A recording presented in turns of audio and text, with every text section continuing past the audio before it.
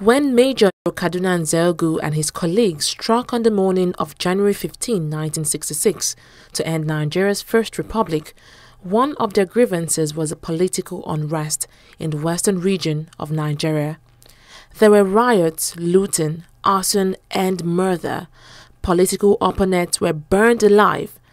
The event came to be known as Operation Wetie, and the western region was nicknamed Wild Wild West.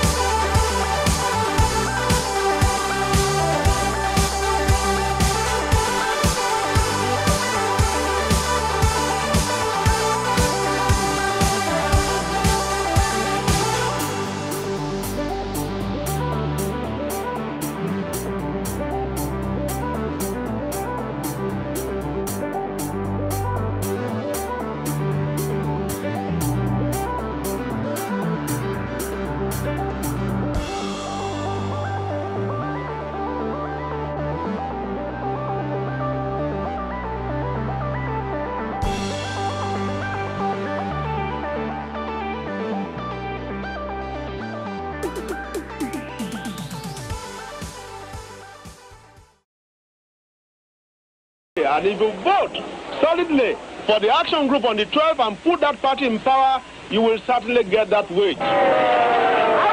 In 1959, federal elections put Chief Obafemi Awolowo of the Action Group Party as a leader of the opposition in the federal parliament, while his deputy, Chief Samuel Akintola, became the premier and leader of the government of Western Region. Pragmatic leaders had chosen Akintola to succeed Awolowo when the latter resigned the premiership of the Western Region to contest the elections. They reasoned that Akintola was a logical choice, not only because of his previous association with the party, but more so because of his hometown in Yoruba land.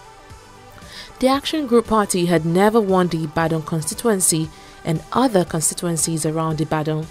There have always been intra-ethnic rivalries between Oyo and Ibadan on one hand and Ijebu on the other hand. Chief Akintola was from Ogbomoso, which is in the old Oyo kingdom. Chief Awolowo, on the other hand, was an Ijebu Yoruba. The different intra-Yoruba rivalries did not encourage harmonious unity within the party.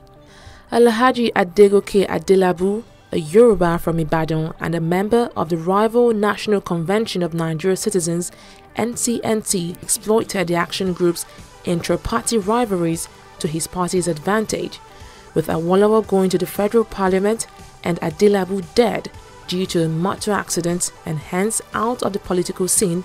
The AG could win all the states in the old Oyo kingdom as a result of the traditional son of the area, Akintola, as a premier of the region. This strengthened the party's power in the western region, and fortunately, it gained the Ibadan area, which was a previous stronghold of the NCNC when Adelabu was alive.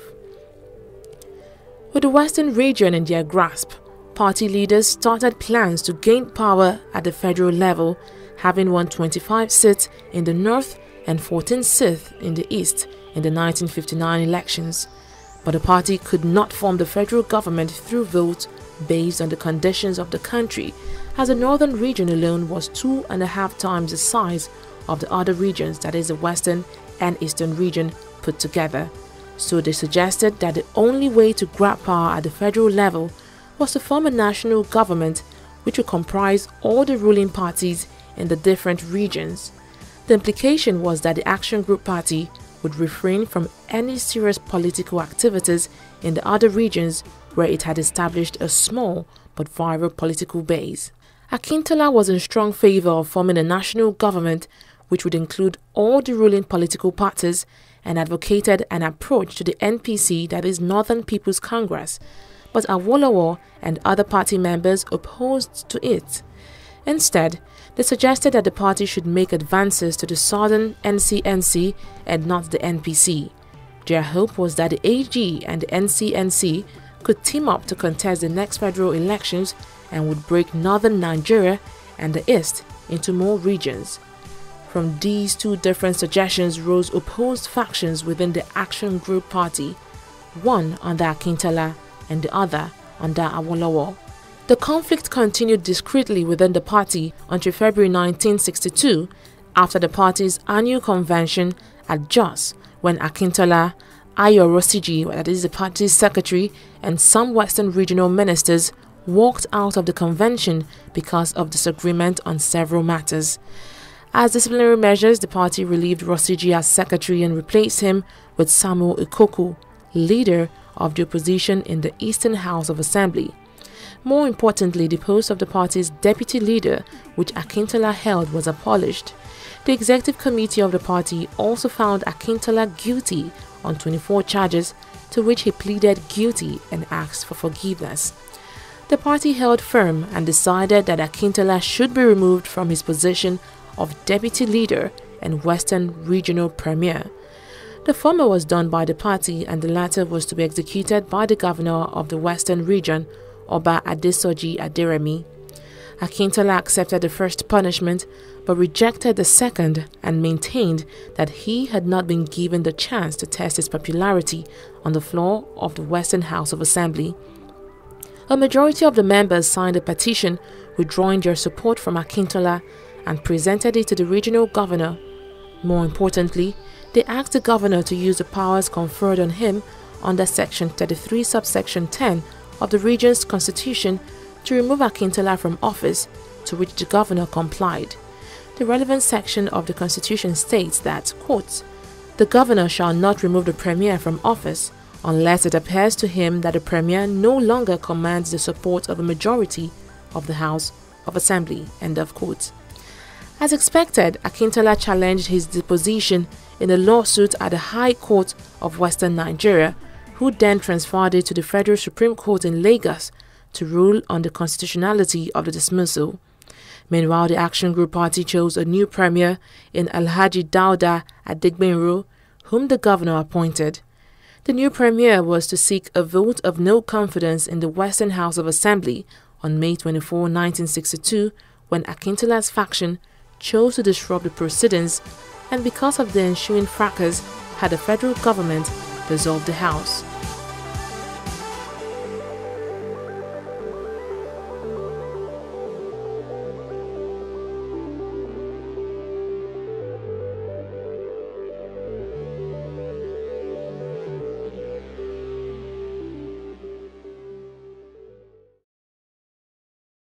After both premiers, Adigbenro and Akintola, petitioned the Prime Minister, Alhaji Abubakar Tafawa Balewa, the assembly was reconvened again.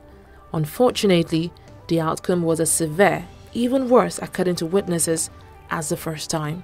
Because of the chaotic atmosphere, the Prime Minister, Alhaji Abubakar Tafawa Balewa, declared a state of emergency in the West on May 29, 1962, before an emergency session of the Federal Parliament. Obafemi Awolowo, leader of the opposition, replied that a state of emergency did not exist in the Western region, as the violence was only confined to the regional House of Assembly, while the rest of the West was calm and quiet. Awolowo's objection was to no avail, and the Federal Parliament passed a bill that declared a state of emergency in the West with the right to detain and restrict persons, and the imposition of curfews, with the appointment of Dr. Moses Majakodumi, a distinguished gynecologist, a senator and federal minister of health, as sole administrator of the West.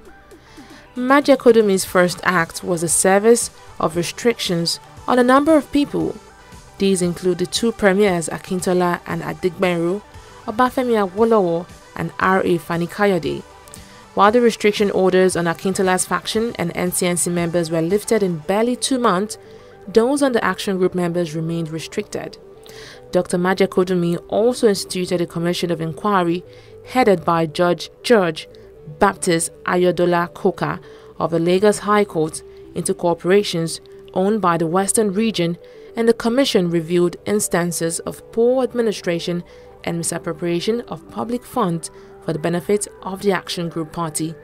The report came down hard on Awolowo and other AG members in his faction, but exonerated Akintola. The stage for the final act was set in the Commission's report of treasonable felony on Awolowo and his AG members. Searches the Nigeria police carried out in the country during the emergency period in western Nigeria revealed large quantities of arms and ammunition, which some AG members imported into the country to be used, allegedly, to overthrow the federal government. Obafemi Awolowo, Anthony Enahoro, as well as some 24 others were charged with treasonable felony and conspiracy to overthrow the federal government. Awolowo was sentenced to 10 years, while Enahoro and others were sentenced to 15 years in prison. These actions led to the demise of the Action Group, and on December 31, 1962, the state of emergency was terminated. On January 1, 1963, Akintola was reinstated as Premier of the Western Region with the formation of his new party, United People's Party (UPP), which consisted of those former Action Group party members he was able to win to his side on his expulsion from AG. It was a coalition government which was formed by the UPP and the NCNC, which had previously formed the opposition. The Action Group Party, which had previously formed the government of the Western Region, now moved into the opposition. In 1964, the UPP had evolved to be the Nigerian National Democratic Party (NNDP), with Akintola as leader and as friend of the ruling party NPC. Hence, the 1965 Western Regional elections gave the NPC another chance of maintaining its political power in the country in the face of all the overwhelming odds against the NNDP. Should the election be free and fair, it was left with one alternative: to rig the elections.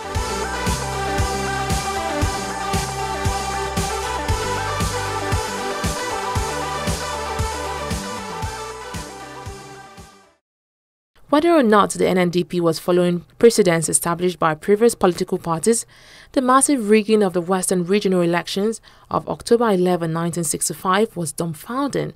The methods of electoral fraudulence employed were the familiar ones, but the scale to which they were used was overwhelmingly much more severe.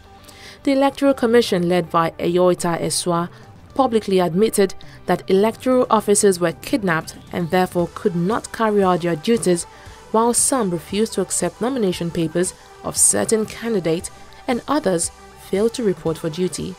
Many candidates who had obtained validity papers were elected unopposed.